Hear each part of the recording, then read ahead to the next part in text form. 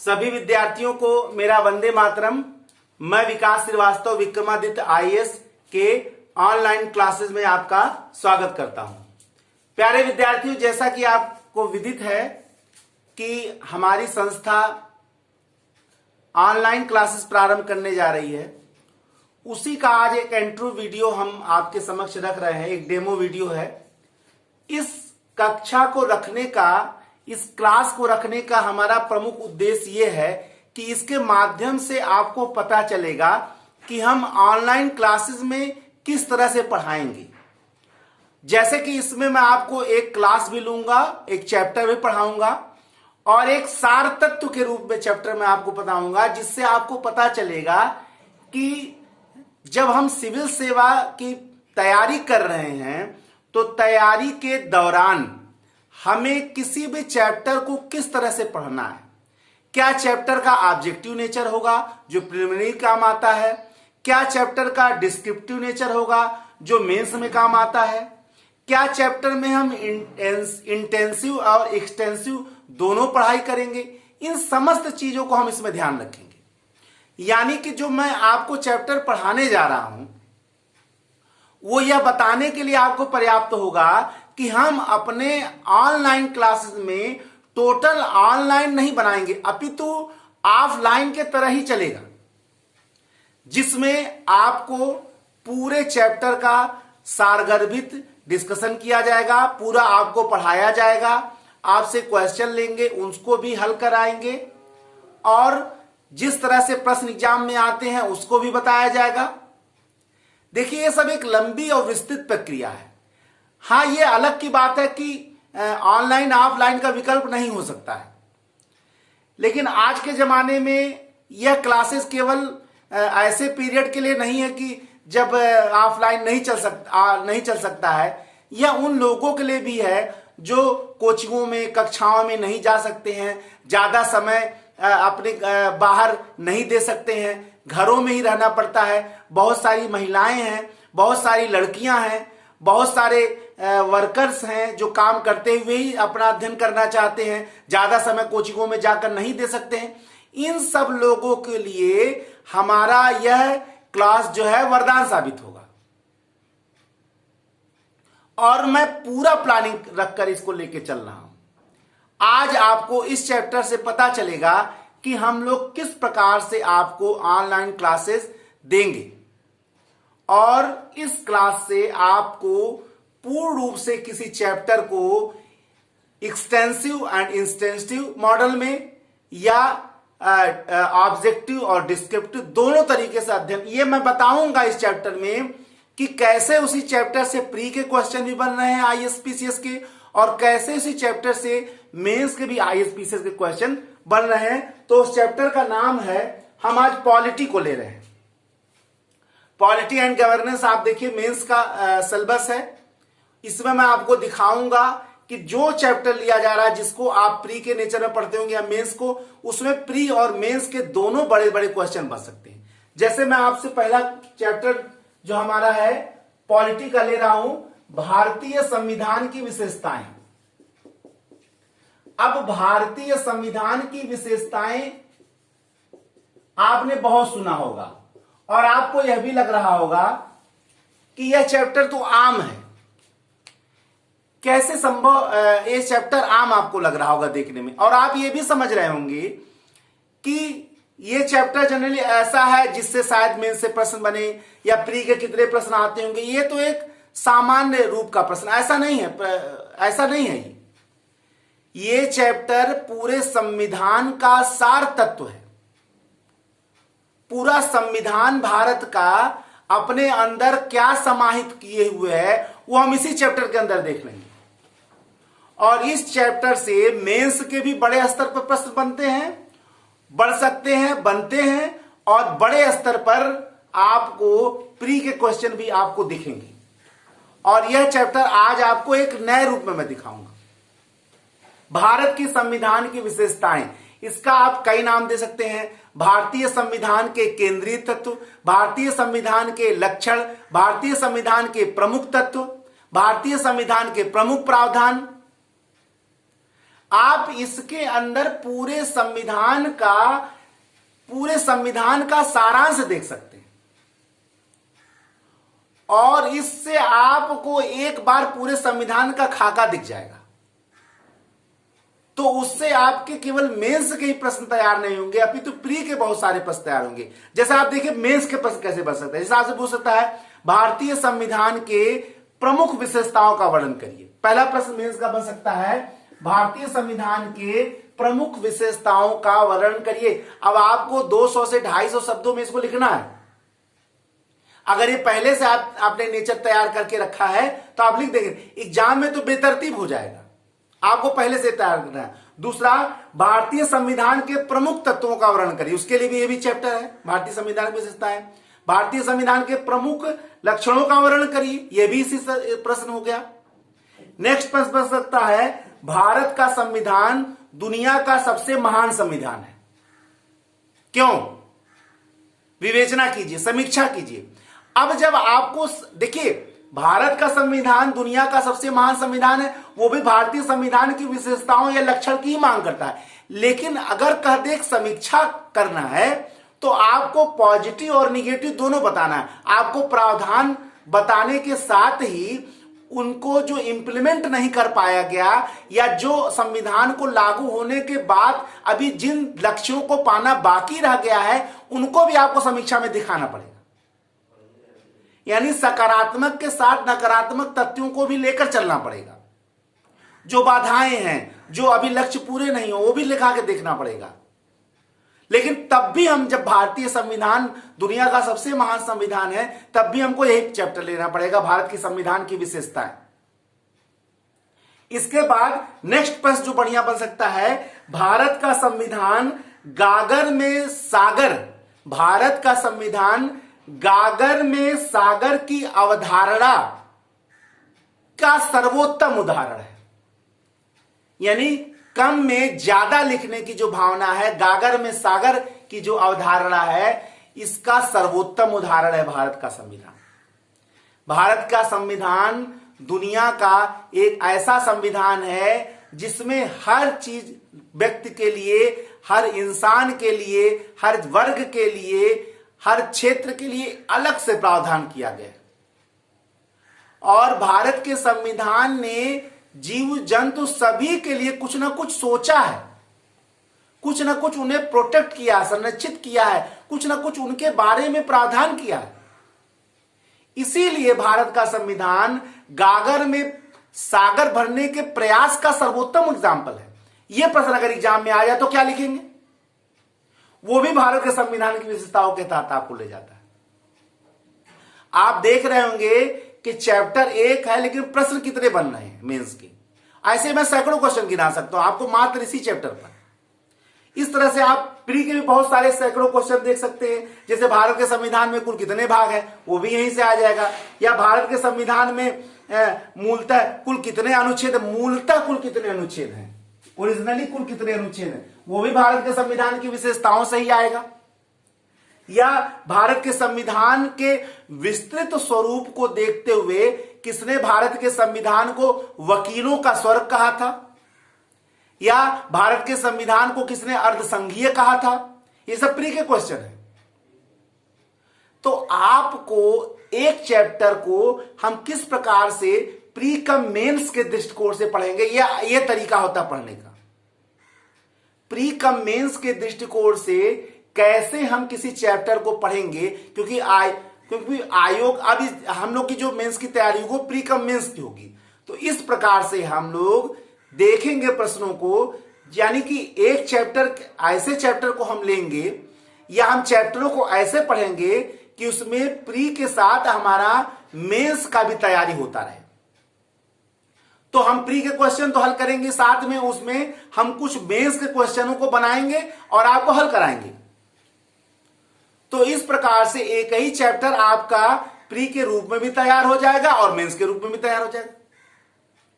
और एग्जाम में चाहे वो मेंस में कठिन से कठिन प्रश्न आवे, चाहे प्री में, आप बहुत आसानी से हल कर लेंगे। यानी हम लोगों को पहले ही जागरूक होकर चलना पड़ेगा। और वही मैं आपको यहां दिखा रहा हूं कि प्री के क्वेश्चन इसी चैप्टर से कैसे मेंस के क्वेश्चन बन रहे हैं और इसी चैप्टर से कैसे प्री के क्वेश्चन पर है। अब आइए हम लोग चैप्टर शुरू करते हैं और देखते हैं कि चैप्टर को विस्तार से कैसे पढ़ा जाएगा।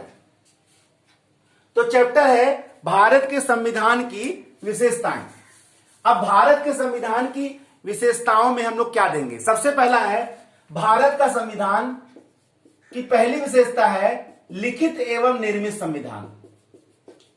अब आप लोग ये सोच रहे हैं भाई सभी दुनिया का सब संविधान लिखित और निर्मित है, तो ये भारतीय संविधान की क्या मूलभूत विशेषता है या कोई अलग से विशेषता? ऐसा नहीं। दुनिया में ऐसे भी संविधान मौजूद हैं जो अलिखित है। ब्रिटेन का संविधान अलिखित है, परंपराओं पर आधारित है। जिसने भारत के संविधान के निर्माण में प्रमुख योगदान दिया, उस ब्रिटेन का जो संविधान है वो स्वयं अलिखित है। ठीक है, तो हम यहां ध्यान देंगे कि भारत का जो संविधान है वो लिखित एवं निर्मित, वह एक अलग विशेषता और कैसे है। देखिए, भारत का संविधान किसी बादशाह या किसी सम्राट के मुख से निकला वचन नहीं है। भारत का संविधान एक लिखित एवं निर्मित संविधान है। कुल 11 अधिवेशनों के बाद 12वां अधिवेशन हुआ और 24 जनवरी को राष्ट्रपति का चुनाव हुआ। इतने 11 और 12 अधिवेशन को लेकर पूरा संविधान का निर्माण हुआ। 7,635 संशोधन लाए गए, 2,437 संशोधन स्वीकार किए गए। 2 वर्ष 11 महीना 18 दिन लगे, 3 बार वाचन हुए, यानी 284 सदस्यों का हस्ताक्षर हुआ। यानी भारत का संविधान कोई एक दिन में बना संविधान नहीं था, कोई एक व्यक्ति का प्रयास नहीं था, कोई एक व्यक्ति ही उसके निर्माण में शामिल नहीं था। अभी तो 284 सदस्य जिनके हस्ताक्षर हैं, सब किसी न किसी तरह से संविधान के निर्माण में लगे हुए थे। संविधान एक सामूहिक प्रयत्नों का परिणाम था। 2 वर्ष 11 महीना 18 दिन जो सामूहिक प्रयत्न लगे, उसका साकार स्वरूप भारत का वर्तमान संविधान है। यह पूर्ण रूप से लिखा गया है और इसका निर्माण 2 वर्ष 11 महीने 18 दिन में लगे हैं। भारत का संविधान किसी सम्राट या बादशाह के मुख से निकले वचन नहीं है। तो यह विशेषता उसको अन्य संविधान से अलग भी करता है। दूसरी ओर ब्रिटेन का संविधान अलिखित है। भारत के संविधान के निर्माण के लिए ब्रिटेन का प्रमुख योगदान था। कैबिनेट मिशन के ही प्रस्ताव में प्रस्तावित संविधान सभा ने, जो ब्रिटिश काल का ही था, उसी संविधान सभा ने भारत के संविधान का निर्माण करवाया। और उस संविधान सभा के अध्यक्ष थे, जो अस्थायी अध्यक्ष तो डॉक्टर सच्चिदानंद सिद्धार्थ ने, लेकिन स्थायी अध्यक्ष डॉक्टर राजेंद्र प्रसाद थे। उसकी जो सबसे महत्वपूर्ण समिति थी वो प्रारूप समिति थी। अब देखिए, इसका प्री नेचर ये हो रहा है। उसकी सबसे महत्वपूर्ण समिति प्रारूप समिति थी, ड्राफ्टिंग कमेटी थी। ड्राफ्टिंग कमेटी के जो अध्यक्ष थे डॉक्टर भीमराव अंबेडकर थे। कुल लेकर 7 सदस्य थे। इसीलिए, और सबसे ज्यादा निर्माण में भूमिका प्रारूप समिति का था, इसीलिए उन्हें संविधान का पिता भी कहा जाता है या संविधान का निर्माता भी कहा जाता है। तो यह पहली विशेषता हो गई कि भारत का संविधान लिखित एवं निर्मित है। दूसरी विशेषता है विश्व का सबसे बड़ा संविधान। भारत के संविधान की जो दूसरी विशेषता है वह है विश्व का सबसे बड़ा संविधान। अब भारत का संविधान विश्व का सबसे बड़ा संविधान है। जब भारत का संविधान लागू हुआ तो कुल उसमें 22 भाग, 8 अनुसूचियां और 395 अनुच्छेद थे। आज लगभग 400 से अधिक अनुच्छेद हो गए, 12 अनुसूचियां हैं, ठीक है, और कुल 25 भाग हैं। दुनिया का जो पहला संविधान था वो अमेरिका का संविधान था और इसमें कुल 7 अनुच्छेद थे। लेकिन ऐसा क्या हो गया कि भारत का संविधान जो बाद में बना उसमें 395 अनुच्छेद थे प्रारंभ में ही, और आज 400 से अधिक अनुच्छेद हो गए।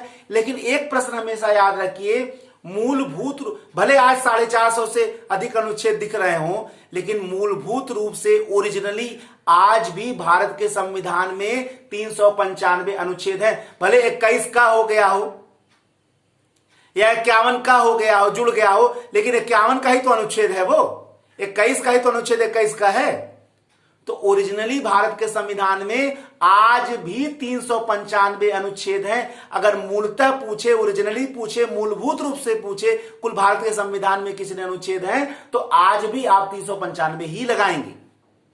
तो भारत के संविधान में इतना विस्तार से प्रशासनिक प्रावधान किया गया, इतने प्रशासनिक अंगों के बारे में वर्णन किया गया, यही कारण है कि भारत का संविधान जो है वो दुनिया का सबसे बड़ा, सबसे लंबा संविधान हो गया।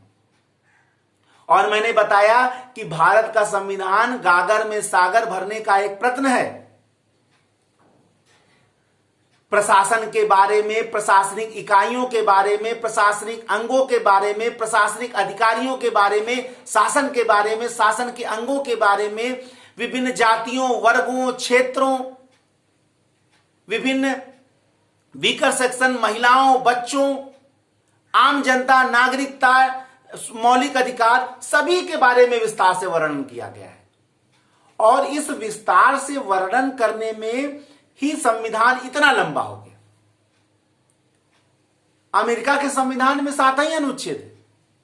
दुनिया का पहला संविधान, दुनिया का पहला लिखित संविधान अमेरिका का ही था, लेकिन वहां 7 अनुच्छेद है। लेकिन हमारे संविधान निर्माता कोई रिस्क नहीं लेना चाहते थे। वो हर चीज के बारे में एक विस्तृत प्रावधान रखना चाहते थे ताकि बाद में कोई विवाद पैदा ना हो। अरे भाई, सैकड़ों वर्षों की गुलामी के बाद हमारा देश आजाद हुआ था। लोगों की अपेक्षाएं, लोगों की उम्मीदें, लोगों की आवश्यकताएं बहुत ज्यादा थी और हमारे संविधान निर्माता इन चीजों को समझ रहे थे। यही कारण है कि हमारे संविधान निर्माता इन समस्त अपेक्षाओं पर खरा उतरने का प्रयत्न कर रहे थे और खरा उतरने के प्रयत्न का ही संपूर्ण परिणाम दुनिया का सबसे बड़ा संविधान हमारे समक्ष उपस्थित है। दुनिया का सबसे महान संविधान हमारे समक्ष उपस्थित है। ठीक है ना। ये भारत के संविधान की दूसरी सबसे बड़ी विशेषता है। आपने देखा, प्रारंभ में 22 भाग था, बाद में 25 भाग हो गया। प्रारंभ में 8 अनुसूचियां थी, बाद में 12 अनुसूचियां हो गई। ये सब प्री मॉडल का प्रश्न है। हम हल तो मेंस का प्रश्न कर रहे हैं, लेकिन हम इसके साथ प्री की भी तैयारी कर रहे हैं। ठीक है ना। जब आप अपना दृष्टिकोण दोनों पे गड़ाए रखेंगे तो आप देखेंगे कि दोनों की तैयारी बहुत इजी हो जाएगी। मैंने ऐसा चैप्टर, ऐसे हम लोग सारे चैप्टर पढ़ेंगे, ऐसे हम लोग सारे चैप्टर को बहुत विस्तार से पढ़ा जाएगा। और मेरा मानना है कि जब हम लोग हर चैप्टर को ऐसे पढ़ेंगे, इतनी गहन अध्ययन करके पढ़ेंगे, तो फिर पढ़ाई कहां कठिन रह जाएगी। अगर हम जानकारी को छिपाने का प्रयत्न करें या हम आपको कुछ बचाने का प्रयत्न करें आपसे, तो जाहिर सी बात है आप पूरी तैयारी नहीं कर पाएंगे। हमारे यह प्रयत्न रहेगा ही नहीं। हमारा प्रयत्न रहेगा कि आपको विषय क्षेत्र के हर चीजों के बारे में जानकारी दे। हमारा प्रयत्न रहेगा कि जैसे आप क्लास में इंटरेक्ट कर कर पढ़ाई करते हो, वो पूरा वैसे ही आपको बताया जाए। ठीक है, मैंने बताया विकल्प नहीं हो सकता, बार बार मैं इस बात को कह रहा हूं, लेकिन बनाया भी जा सकता है विकल्प। हमारी कोशिश रहेगी कि आपको इस क्लास में ऐसा ही दिया जाए और मैं अपने जवान से ही आपको बहुत सारी चीजें बता ही दूंगा। आप जब क्लास कर लेंगे तो डाउट्स आपके बहुत कम रह जाएंगे। आप इसी चैप्टर को इसके पहले पढ़ते रहेंगे, अब आप देखेंगे कोई डाउट नहीं रह जाएगा। तीसरा जो विशेषता है, संसदीय लोकतंत्र की स्थापना। तीसरी जो विशेषता है भारतीय संविधान की, संसदीय लोकतंत्र की स्थापना। तो संसदीय लोकतंत्र का मतलब क्या? आपको लोकतंत्र की और भी अवधारणा है क्या? हां, दुनिया में मुख्य रूप से लोकतंत्र की 2 अवधारणा है। पहला अध्यक्षात्मक लोकतंत्र, दूसरा संसदीय लोकतंत्र। अध्यक्षात्मक लोकतंत्र का जो एग्जाम्पल है वो अमेरिका है, संसदीय लोकतंत्र का जो एग्जाम्पल है वो भारत है। चूंकि हमने संसदीय लोकतंत्र कहां से लिया, ब्रिटेन से लिया। ब्रिटेन में संसदीय लोकतंत्र था, ब्रिटेन का हमारे वहां शासन था। ब्रिटेन जब उसको छोड़ के जा रहा था तो उसने वह ढांचा चूंकि हमारे वहां निर्मित कर रखा था और उस ढांचे को हम पहले से जान रहे थे, इसीलिए हमारे संविधान निर्माताओं ने जो पहले से चल रहा था उसी को ढांचा को अपनाना ज्यादा सही समझा। लेकिन कारण केवल यही नहीं था। इसको जानने के लिए हमको संसदीय लोकतंत्र के बारे में, अध्यात्मात्मक लोकतंत्र के बारे में विस्तार से जानना पड़ेगा। ठीक है ना। देखिए, अध्यक्षात्मक लोकतंत्र जो है, जो अमेरिका में है, उसका मतलब है कि अध्यक्ष ही वास्तविक अधिकारी होता है। अध्यक्ष यहां राष्ट्रपति को लिया जाएगा। ठीक है ना। यानी कि अध्यक्षात्मक लोकतंत्र लोकतंत्र की अवधारणा है जिसमें राष्ट्रपति मुखिया होता है, वह वास्तविक कार्यपालिका होता है। और अध्यात्मात्मक लोकतंत्र की जो सबसे महत्वपूर्ण विशेषता है वो ये है कि कार्यपालिका का चुनाव विधायिका से नहीं होता है। और यही नहीं, कार्यपालिका के जो सदस्य हैं वो विधायिका के सदस्य भी नहीं होते हैं। और यही नहीं, कार्यपालिका के सदस्य विधायिका के प्रति उत्तरदायी भी नहीं होते हैं। और यही नहीं, कार्यपालिका के सदस्य विधायिका अर्थात संसद के कार्रवाई में भाग भी नहीं लेते हैं। यानी कार्यपालिका के सदस्य विधायिका के प्रति उत्तरदायी नहीं होते हैं तथा कार्यपालिका के सदस्यों का चुनाव विधायिका से नहीं होता है। यही अध्यक्षात्मक लोकतंत्र की प्रमुख विशेषता है। ठीक है ना। यह हमारे वहां नहीं अपनाया गया। क्यों? क्योंकि इसमें एक व्यक्ति की मुखिया होता है और हमारे संविधान निर्माताओं को यह मालूम था कि देश आजाद हो रहा है, बहुत बड़ी जनसंख्या इस समय इतनी सक्षम नहीं है कि एक व्यक्ति के तानाशाही को समझ सके। यही कारण है कि हमारे संविधान निर्माताओं ने एक व्यक्ति की तानाशाही पैदा हो, इससे बचने के लिए अध्यक्षात्मक लोकतंत्र को नहीं अपनाया। अध्यक्षात्मक लोकतंत्र में स्थायित्व तो था लेकिन उत्तरदायित्व तो नहीं था। और भारत जैसे देश में जहां विभिन्न प्रकार के क्षेत्रों, विभिन्न प्रकार के वर्गों, विभिन्न प्रकार के जातियों, विभिन्न तत्वों का उपस्थिति हो, वहां स्थायित्व से ज्यादा सबके प्रति उत्तरदायित्व की भावना होना अनिवार्य था।